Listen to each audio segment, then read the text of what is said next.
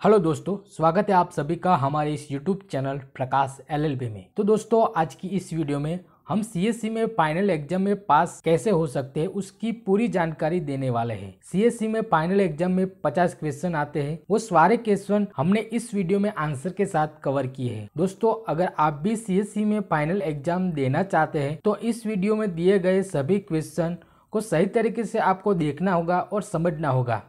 अगर दोस्तों आप फाइनल एग्जाम दे रहे हैं और आपके एग्जाम में 2-4 क्वेश्चन अलग आ सकते हैं, उसमें कोई भी दिक्कत नहीं है, तो भी आप उस एग्जाम में पास हो सकते हैं। तो चलो शुरू करते हैं इस वीडियो को। तो दोस्तों, जब हमने TEC का फाइनल एग्जाम दिया था तो कुछ इस प्रकार के क्वेश्चन हमारे सामने आए थे। इस क्वेश्चन का एक PDF फॉर्मेट बनाया है, तो इसके माध्यम से आप यहाँ से फाइनल एग्जाम को क्लियर कर सकते हैं।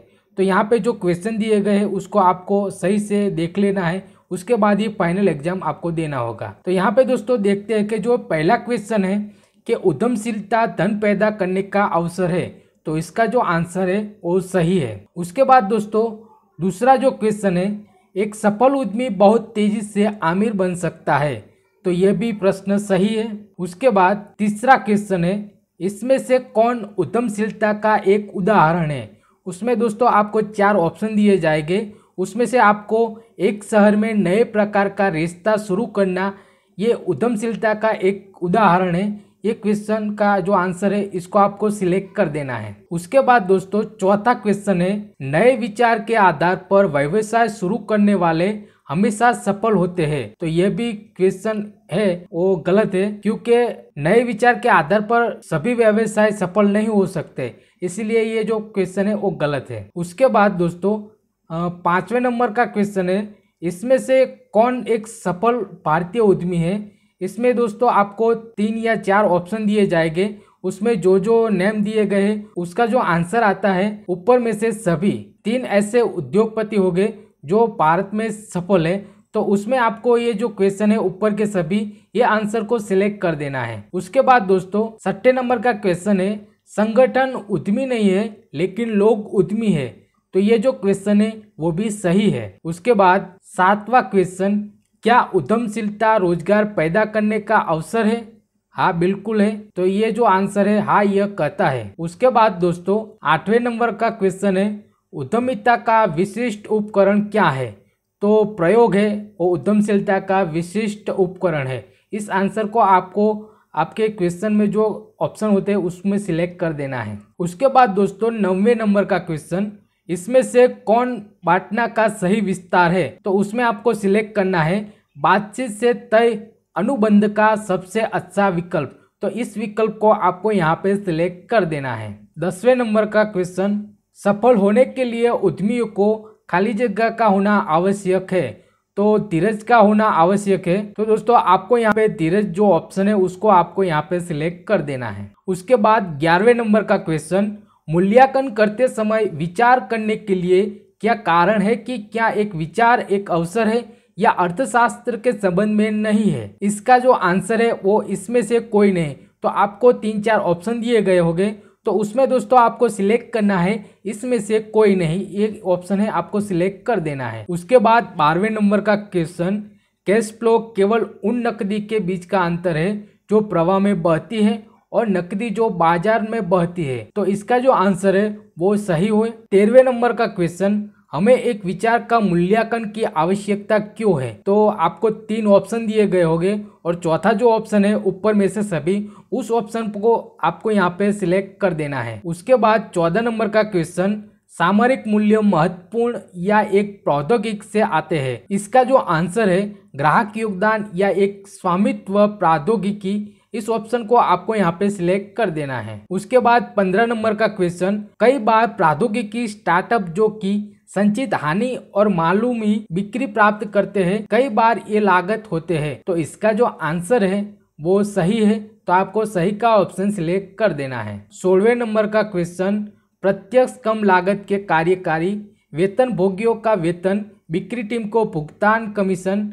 विज्ञापन, प्रशासनिक भवन के लिए उपयोगिताओं को का भुगतान शामिल है, तो इसका जो आंसर है उसको आपको सही जो हो उस ऑप्शन को सिलेक्ट कर देना है। उसके बाद दोस्तों 17 नंबर का क्वेश्चन, खाली जगह बेची गई वस्तु की लागत के प्रमुख निर्धारक है जो P&L कथन पर दिखाई देता है। तो इसका जो आंसर है दोस्तों अप्रत्यक्ष लागत, इस ऑप्शन को आपको यहाँ पे सिलेक्ट कर देना है। 18 नंबर का क्वेश्चन, इन्फोसिस, विप्रो, भारतीय स्टेट बैंक, ICICI बैंक आदि जैसी बैंक सेवा कंपनियों को लिए प्रत्यक्ष सामग्री लागत अधिक महत्वपूर्ण है। तो इसका जो आंसर है वो दोस्तों सही आएगा। तो इस बी ऑप्शन को आपको यहाँ पे सिलेक्ट कर देना है। इसके बाद 19 नंबर का क्वेश्चन, खाली जगह आउटपुट के उत्पादन में सीधे उपयोग की जाने वाली किसी भी सामग्री की लागत है। तो इसका जो आंसर है वो खर्च की लागत है। तो उसको आपको सिलेक्ट कर देना है। उसके बाद 20वां क्वेश्चन, P&L स्टेटमेंट सभी व्यय समाप्त हो चुकी लागतों का प्रतिनिधित्व करते हैं, जहां बैलेंस शीट पर परिसंपत्तियां अनपेक्षित लागतों का प्रतिनिधित्व करती है। तो इसका जो आंसर है वो दोस्तों सही आएगा। 21वां प्रश्न, उद्यमी अपने उत्पादन या सेवा को प्रभावी रूप से ग्राहकों को बेचते हैं। यहाँ किसी विशेषता की चर्चा की जा रही है। तो यहाँ पे दोस्तों आशावादी प्रवृत्ति है, उस विशेषता की यहाँ पे चर्चा की जा रही है। तो यहाँ पे आपको आशावादी प्रकृति को सिलेक्ट कर देना है। 22वां क्वेश्चन, एक सॉफ्टवेयर इंजीनियर एक ऑनलाइन ऐप खोलना चाहता है जो शहर में डॉक्टरों के साथ ग्राहकों को आसानी से जोड़ सके।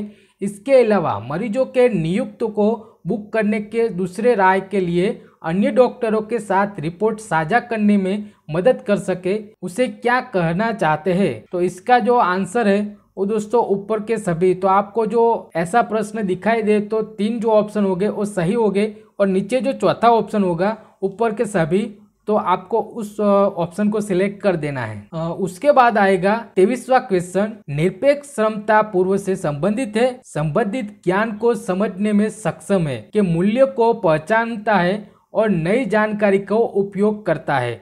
तो इसका जो आंसर है वो दोस्तों सही आएगा। उसके बाद 24वां क्वेश्चन है, कमजोर बराबरी की भूमिका क्या है?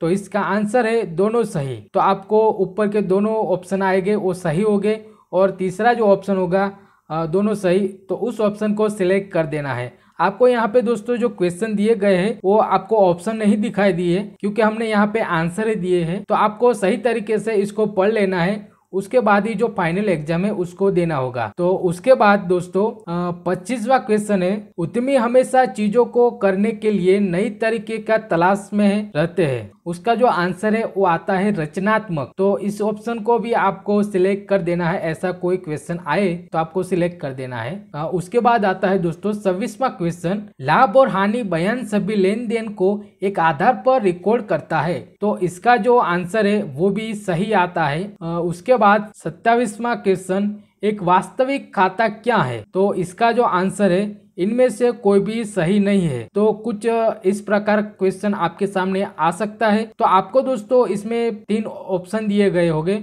और जो चौथा ऑप्शन होगा इनमें से कोई भी सही नहीं है। तो इस ऑप्शन को भी आपको सिलेक्ट कर देना है। इस प्रश्न को एक बार समझ ले कि एक वास्तविक खाता क्या है। तो जो 3 खाते होंगे वो वास्तविक नहीं होंगे, और चौथा ऑप्शन होगा इनमें से कोई भी सही नहीं है। तो इस ऑप्शन को सिलेक्ट कर देना है।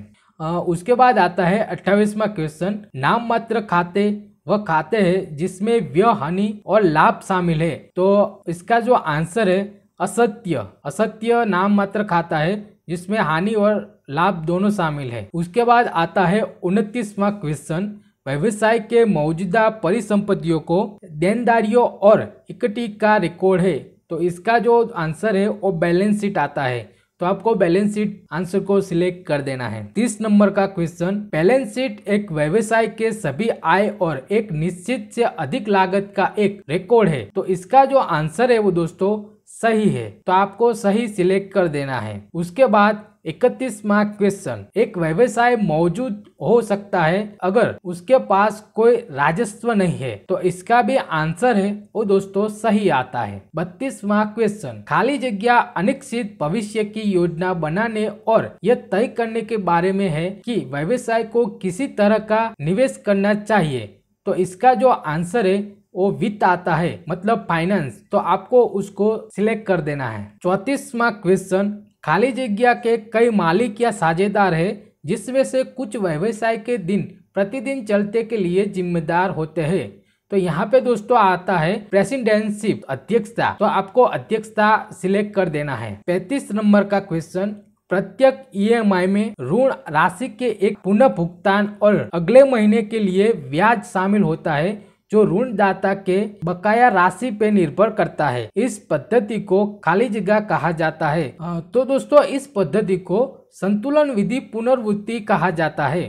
तो इस ऑप्शन को सिलेक्ट कर दीजिए। उसके बाद 37वां क्वेश्चन, वर्तमान संपत्ति के सामान्य प्रकार क्या है। तो यहाँ पे दोस्तों वर्तमान संपत्ति के सामान्य प्रकार क्या क्या हो सकते हैं। तो यहाँ पे आंसर दिया गया है कैश, इन्वेंट्री, डिलीवरेबल और लोन, टर्म लोन और एडवांस। ये जो वर्तमान संपत्ति के प्रकार है, तो आपको इस ऑप्शन को सिलेक्ट कर देना है। उसके बाद 37 नंबर का क्वेश्चन, गैर वर्तमान संपत्ति के सामान्य प्रकार क्या है। तो गैर वर्तमान संपत्ति के सामान्य प्रकार भुगतान, अल्पकालीन ऋण। तो ये जो क्वेश्चन है उसको आपको यहाँ पे सिलेक्ट कर देना है। उसके बाद 38वां क्वेश्चन, खाली जगह कच्चे माल का मूल्य है जो कार्य प्रक्रिया में है और व्यवसाय द्वारा आयोजित अच्छा है। तो इसका जो आंसर आता है वो दोस्तों राजस्व आता है। तो इस ऑप्शन को आपको सिलेक्ट कर देना है। उसके बाद 39 नंबर का क्वेश्चन, बैलेंस शीट 2 भागों में विभाजित की जाती है। तो दोस्तों आपको ऊपर के 2 भाग दिए जाएंगे, तो उसमें से आपको इसमें से कोई नहीं सही है, इस ऑप्शन को सिलेक्ट कर देना है तो ही आपका क्वेश्चन सही होगा, क्योंकि वो जो 2 बैलेंस शीट है वो गलत हो सकती है। तो हमने जब ये एग्जाम दिया था तो हमने इस क्वेश्चन को देखा था और फिर हमने इस ऑप्शन को सिलेक्ट कर दिया था। तो ये जो ऑप्शन है वो सही है, इसमें से कोई भी नहीं इस ऑप्शन को सिलेक्ट कर सकते हैं। उसके बाद 40 नंबर का क्वेश्चन, दीर्घकालीन ऋण और अप्रिम क्या है। तो इसका जो आंसर है, 2 आपूर्तिकर्ताओं जैसे अन्य संस्थाओं को दिए गए ऋण और अग्रिम है जो 1 वर्ष के बाद होते हैं। तो ये जो दीर्घकालीन ऋण है उसकी जो व्याख्या है कुछ इस प्रकार की होती है। तो आपको इस ऑप्शन को सिलेक्ट कर देना है। उसके बाद 41 नंबर का क्वेश्चन, एक ग्राहक सेवा के वादे में से एक है जो ग्राहक चाहता है कि वितरित करता है। तो इसका जो आंसर है वो सही आता है। उसके बाद 42 नंबर का क्वेश्चन, सेवा का वादा ग्राहकों का उत्पादन के सुनिश्चित खाली जगह और खाली जगह के समय पर वितरण के बारे में दिया गया है आश्वासन है। इसका जो आंसर आता है दोस्तों विविधता और गारंटी। 43 नंबर का क्वेश्चन, एक महान ग्राहक अनुभव क्या है। तो इसका जो आंसर है वो सुविधा। तो इस ऑप्शन को सिलेक्ट कर देना है। उसके बाद 44 नंबर का क्वेश्चन, आनंद के लिए शून्य को खाली जगह कहा जाता है। तो इसका जो आंसर आता है कलामातक सुनकर। इस ऑप्शन को सिलेक्ट कर देना है आप लोग। 45 नंबर का क्वेश्चन, आई संपत्ति की सभी और अनुसूचित अंश खाली जगह बता के उदाहरण है। तो इसका जो आंसर आता है वो दोस्तों व्यवहार। तो आपको व्यवहार वाला ऑप्शन सिलेक्ट कर देना है। उसके बाद दोस्तों 46 नंबर का क्वेश्चन, ग्राहक के लिए मूल्य बनाने का सबसे अच्छा तरीका क्या है। तो इसका जो सबसे अच्छा तरीका है उत्पादों, सेवाओं, भागीदारों और समाधानों को एक साथ लाकर। 47 नंबर का क्वेश्चन, 3 मूल्य तत्व क्या है। तो 3 मूल्य तत्व है उत्पादन, सेवा और स्वामित्व। उसके बाद 48 नंबर का क्वेश्चन, हर कोई कीमत पर प्रतिस्पर्धा करता है क्योंकि कोई भी यह नहीं खोज रहा है कि यह ग्राहक को अलग अलग मूल्य जोड़ने में कैसे सक्षम है। तो इसका जो आंसर आता है वो निजीकरण है। इसको आपको यहाँ पे सिलेक्ट कर देना है। 49 नंबर का क्वेश्चन, उद्यमियों के लिए मूल्य फ्रेमवर्क के अनुसार नीचे दिए गए सबसे अच्छे कथन का चयन करें। यहाँ पे दोस्तों इसका जो आंसर आता है, आप किसी सेवा को कर रहे हैं, क्या पेश कर रहे हैं, आप कैसे वितरित करने में सक्षम है, इसे कॉपी क्यों नहीं किया जाएगा। इस ऑप्शन को आपको यहाँ पे सिलेक्ट कर देना है। उसके बाद यहाँ पे दोस्तों हमारा जो लास्ट क्वेश्चन है वो यहाँ पे आ चुका है। 50 नंबर का क्वेश्चन, ग्राहक किसी विशिष्ट स्टोर से खरीदारी क्यों करता है। ये जो क्वेश्चन है दोस्तों हमने असेसमेंट में भी देखा था। तो यहाँ पे जो असेसमेंट वाले क्वेश्चन है वो सभी क्वेश्चन यहाँ पे आ सकते हैं। तो आपको असेसमेंट भी कंप्लीट कर देने हैं। तो इसका जो आंसर आता है दोस्तों, क्योंकि ग्राहक उस उत्पादन या सेवा को महत्व देता है जो दुकानदार प्रदान करता है। तो दोस्तों यहाँ पे दिए गए सभी क्वेश्चन हमने जब टीईसी का फाइनल एग्जाम दिया था उस वक्त ये जो क्वेश्चन है वो हमें पूछे गए थे और इस क्वेश्चन का सही आंसर देकर हमने जो फाइनल एग्जाम है वो क्लियर किया था। तो कुछ इस प्रकार का फाइनल एग्जाम में क्वेश्चन आते हैं। तो आपको यहाँ पे जो 50 क्वेश्चन दिए गए हैं उसको सही तरीके से पढ़ लेना है और इस वीडियो को सही तरीके से देख लेना है। उसके बाद ही आप जो फाइनल एग्जाम देंगे तो यहाँ पे 100% आप पास हो सकते हैं। और उसके अलावा दोस्तों आपको जो असेसमेंट दिए गए थे उसमें से कई क्वेश्चन यहाँ पे आते हैं, तो उस क्वेश्चन को भी आपको क्लियर कर देना है और उसके बाद ही फाइनल एग्जाम देना है। तो दोस्तों आपको ये वीडियो पसंद आई हो तो चैनल को सब्सक्राइब कर देना और अपने फ्रेंड्स के साथ शेयर करना। मिलते हैं किसी दूसरी वीडियो के साथ, तब तक जय हिंद जय भारत।